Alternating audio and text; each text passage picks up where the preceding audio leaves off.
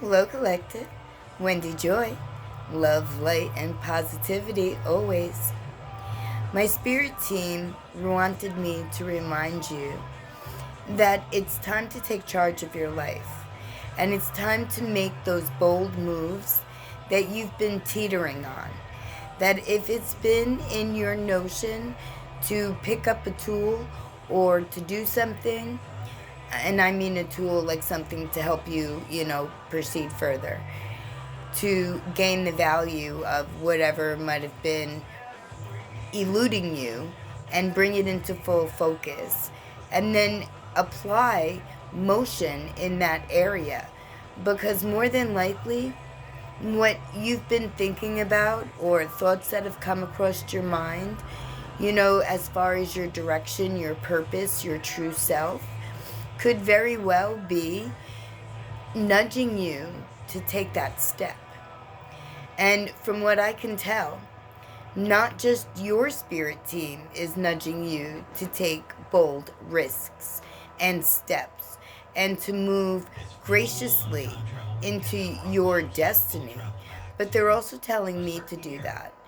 And I've been taking baby steps this past week because, I didn't want to put myself back in, you know,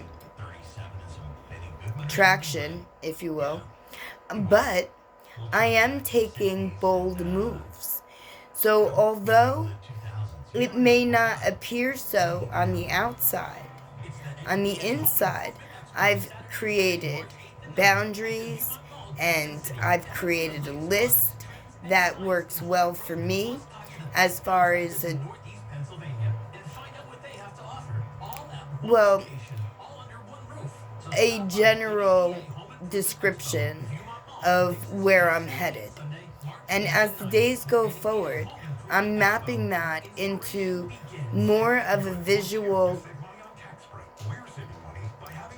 tool in order to cultivate my manifestation, to make what I achieve to succeed in closer and closer to my touch. And that is happening. I mean, I'm getting my physical body back. I already received clarity back, and my emotions are stabilized again. And I am hearing clear direction and guidance and being offered different pivoted viewpoints in order to obtain the best road for me to gather or use the value in the tools that I've cultivated over my lifetime. And to me, that means hand them all over to you. And that's exactly what I'm doing. And I wanted to remind you that even something that you thought was out of reach certainly will be moved into position, into your grasp, into you, like toward you so that you can receive the benefit of it. And in my case, I am just about finished rereading the second book that I'm putting together, my spiritual enlightenment, and the things that I've gathered, the tools, the knowledge, the concepts, and I'm packing them all up in an easy to read, just like the first book that told you a little bit about me and my journey. And I am already in partnership with the publisher. And by the end of this month, my goal is to hand over the manuscript and have it printed in the same format that the first book was printed in. So that would be hard copy, soft copy, ebook, and Audible. A lot of different platforms to choose from. But I'm quite positive that you'll find the one that works best with you and your situation. And if there's information that I can share with you that you would be able to hold on to, then that was the goal. And my goal is to add enlightenment and clarity, and offer knowledge and wisdom to all of those who are willing to take that bold risk, to make those drastic moves, to pivot your mindset, to finally choose the direction in which your higher consciousness is guiding you. And if you need help along the way to determine what you're hearing and get the clarity from it, to make sure, because you can get, bits and pieces of information from all types of sources. But what you have to do is only allow the highest vibration, the most loving and light beings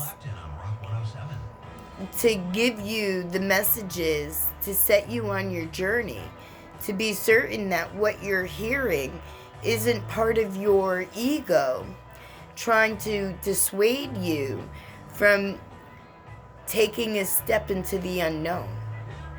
Because that can happen, but that's where you need your intuition to decide who's speaking to you. What's the energy that you feel? Do you feel upbeat, light and loving? Or do you feel heavy and dense or dark? Because those are clear indications on who's saying what. And you should always be mindful of that. Because if you feel that maybe you're in a negative place and that's why you're thinking negative things, then you need to immediately make the bold risk to change that into a happy thought, into joyous feelings. And, the lighter the better. Because you can't fly if you're dense and you're hugging the ground. Meaning that you need to have a higher vibration, a higher frequency, in order to separate yourself from maybe the low dense energy that could have been plaguing you. But when you speak clearly to the universe and you make your intentions known, and then you use your I am affirmations and you continue to move in the direction that you chose, which is love, light, and positivity, then you will soon see that your skies will open up and there won't be any, or the amount of heavy, dense energy will become less and less, because you would have realized what's in the air and either transmuted it or migrated away from it, or used your I am affirmations to say that your shield is unpenetratable by any low negative, insight.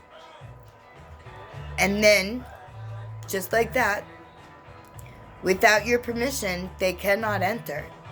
So never give your permission to something that feels dread or dreary or of low dense energy, because that's never a good sign. And if you need help along your journey, please reach out.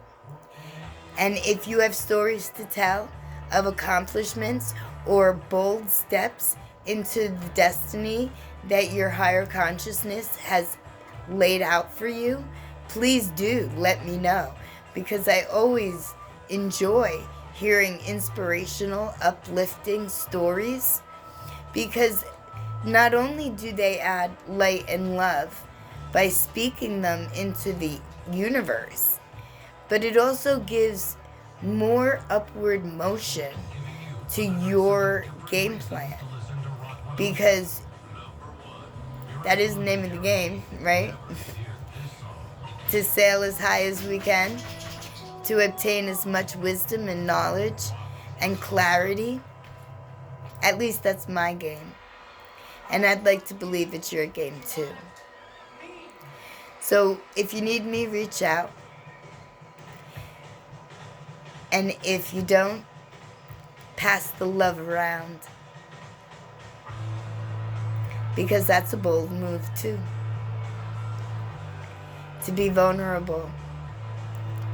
To choose to step into your pureness, your positivity, your love and your light. I know you can do it. My lovely collective,